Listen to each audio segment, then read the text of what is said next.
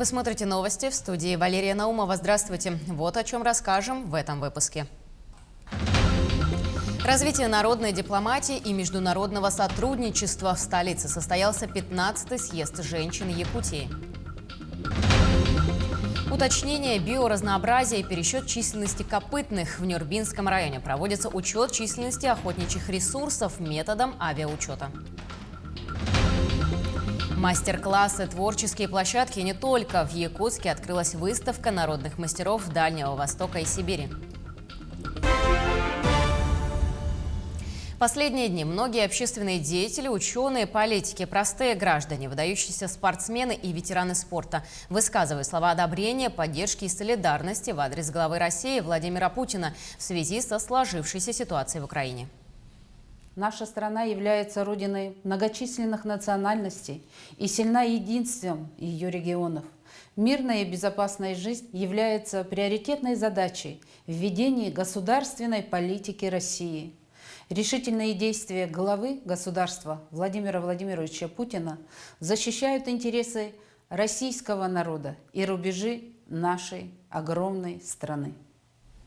Если вступит новый закон о государственной поддержке киноиндустрии, то, несомненно, якутский кинематограф получит развитие.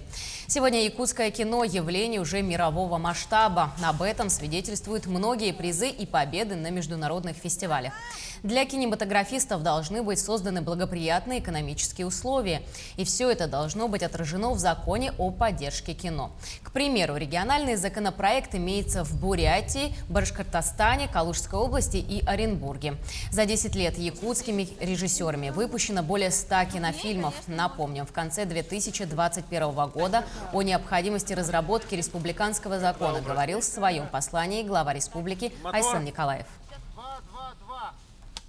Что же принесет этот закон? Закон, конечно, во-первых, в первую очередь дает возможность, упорядочить всю систему вообще якутского кино, да, чтобы у нас был свой нормативно-правовые акты, свой закон, на основе чего мы можем писать уже какие-то планы, там, концепции принимать и так далее. Конечно, это вопрос о финансировании. И даже в этом году планируется выдача субсидий в кинопроизводстве, вы знаете такую программу, да? Вот даже эта субсидия, она, если имеет, скажем, такую почву в форме закона, это будет как бы защищать кинопроизводителей, что ежегодно такие суммы выдавались, там само направление кино развивалось. Вот из этих соображений. Всего 332 проекта реализуются в этом году в рамках программы «Поддержка местных инициатив». Всего на конкурс было подано 459 заявок. Из них большая конкуренция была между участниками первого окна. По условиям конкурса здесь были допущены муниципальные районы и сельские поселения до 10 тысяч человек. А если посмотреть по разновидности проектов, то на первый план выходит ремонт дорог, далее водоснабжение. Также в этом году муниципалитеты особое внимание уделили пожарной безопасности и обеспечением социальной техникой. Тем временем общее финансирование программы поддержки местных инициатив в этом году составило 500 миллионов рублей.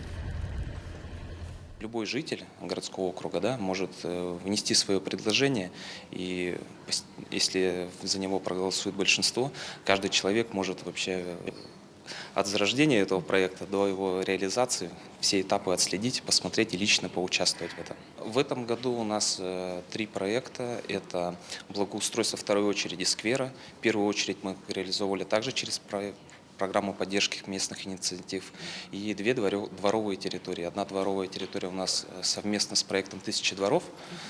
Это полное благоустройство. На второй дворовой территории это установка уличных тренажеров и спортивной площадки. Развитие народной дипломатии и международного сотрудничества – такое обозначили одну из первых тем площадки 15-го съезда женщин Якутии. В очно-заочном формате обсудили важные вопросы сотрудничества, защиты детей и матерей, обсуждение международных проектов в области культуры и образования, СМИ и их роль в гражданском обществе. Участие в круглом столе приняли более 50 делегатов. Многие подключились через онлайн-платформы, что позволило расширить охват и собрать мнение не только жителей Якутии, но и соседних регионов. По итогам сессии все участники оказались единодушны в выводах, изложенных в резолюции. Ведущих музеев в будущем получили гармонично развитые. Сегодня в ходе работы съезда женщин Якутии проходит работа стратегической сессии народной дипломатии. Я на этой сессии представляю проект, который был успешно реализован, и продолжается его реализация на уровне Российской Федерации, продолжая идеи духовности, духовно-нравственного вообще воспитания подрастающего поколения при поддержке главы нашей страны Владимира Владимировича Путина. Проект называется «Будущее России». К слову говоря, Алекминский район на этом съезде представил 11 делегатов. Для очного присутствия в столице республики работали 2 человека. Остальные отрабатывают в режиме онлайн на всех запланированных мероприятиях. Надо отметить, что в ноябре проведение съезда было отложено в связи с пандемией, а сейчас долгожданная встреча состоялась. Утром городские делегаты провели свое открытие работы съезда и присоединились к мероприятию, семинару по самозанятости. Вопросов прозвучало много. И в дальнейшем, вот это с 1 по 4 наши женщины все расписаны, наши делегаты, все 11 человек, и все они уже будут участвовать в Зуме. Те, которые онлайн, да, вот они в Зуме будут участвовать со своих администраций и здесь с администрацией района. Специалисты дирекции биологических ресурсов Института биологических проблем криолитозоны СОРАН и администрации Нюрбинского района проводят учет численности охотничьих ресурсов методом авиаучета. Мероприятие полностью финансируется за счет бюджета администрации Нюрбинского района. Для этого используется малая авиация. Мероприятие направлено прежде всего на уточнение биоразнообразия. На основании полученных данных будет произведен пересчет численности копытных на исследуемых территориях. По итогам мониторинга также выяснятся места наибольшей концентрации диких животных для последующего принятия мер по охране и их воспроизводству. Мы проводим аудиовизуальный учет диких копытных в Нюрбинском районе. Цель это наша посчитать всех диких копытных, животных, которые здесь находятся. Пролетели вчера общей сложности 684 километра. Вот это северо-восточную часть Улуса мы в основном облетали. Вот. Сегодня мы летим уже северо-западную и южную часть. Отработаем. Вот. Ну, по численности пока рано говорить, сколько будет. Это уже видно будет после обработки материалов. Деловая игра среди школьников «Басхан» прошла в Амгинском районе. Ее посвятили году отца в Улусе. В мероприятии приняли участие 9 юношей из школ района. Авторы данной интеллектуальной игры – жители Верхневилюйского Улуса села Харбалах, Евдокия Семенова и Саргылана Ильина. Участники соревновались в 5 этапах. Это приветствие и рассказ о своей родословной, об известных людях, зачитали стихотворения на свободную тему, а также интеллектуальная викторина и деловая игра. Победителем игры стал ученик 9 класса Амгинского лицея Артем Марков. Он будет защищать честь района на республиканском этапе «Басхан-2022». Дети очень интересные, мне очень понравилось, что мальчики участвуют в таких интеллектуальных конкурсах, где требуется больше ораторского мастерства, где больше ребенок проявляет смекалку. Традиционно для мужчин же конкурсы бывают в основном на физическую подготовку, на такие более спортивного характера, да? А у нас в этом году проходит именно интеллектуальный конкурс. Искусство объединяет. В преддверии Дня народного мастера Республики Саха-Якутия в Доме дружбы народов имени Кулаковского открылась выставка народных мастеров Дальнего Востока и Сибири. Более подробно в материале нашего корреспондента.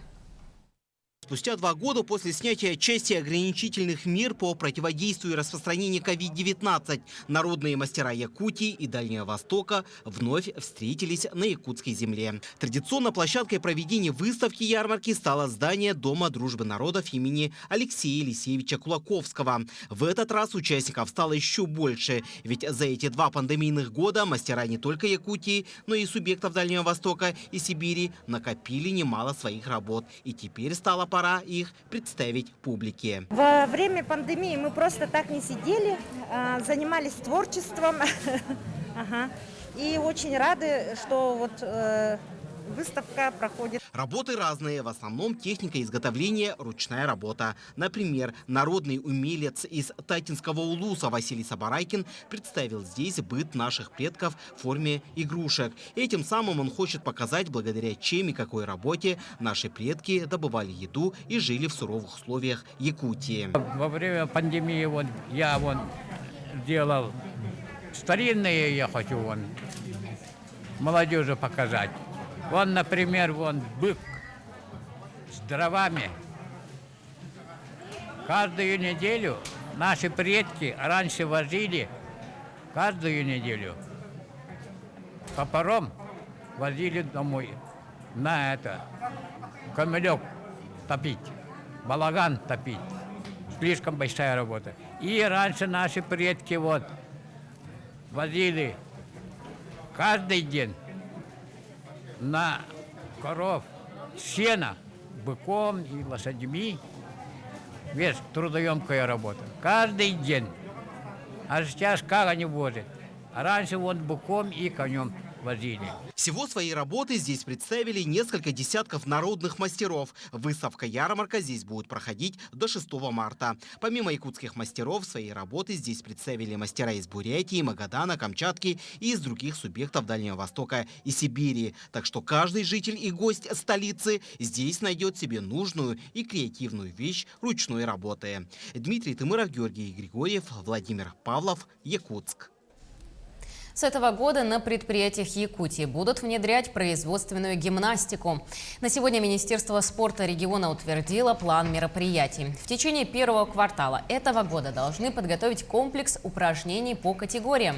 Напомню, что производственная гимнастика – это набор элементарных физических упражнений, которые выполняют сотрудники организации на рабочем месте и включают в режим рабочего дня с целью повышения работоспособности, укрепления здоровья и предупреждения утомления сотрудников. В настоящее время на сайте Минспорта России загружен комплекс упражнений, которые можно выполнять самостоятельно, и методические рекомендации с учетом факторов трудового процесса. Это совершенно абсолютно такие простые, доступные упражнения, которые не требуют от человека специально чтобы спортивную форму одевать, поэтому они очень такие доступные. Мы в нашем министерстве уже начали ежедневно делаем среди своих сотрудников, проводим производственную гимнастику. И я бы, пользуясь случаем, хотел бы призвать своих коллег, все предприятия, учреждения республики, тоже они внутри своего коллектива внедрили подобные мероприятия, производственную гимнастику. На этом у нас все. До новых встреч в эфире.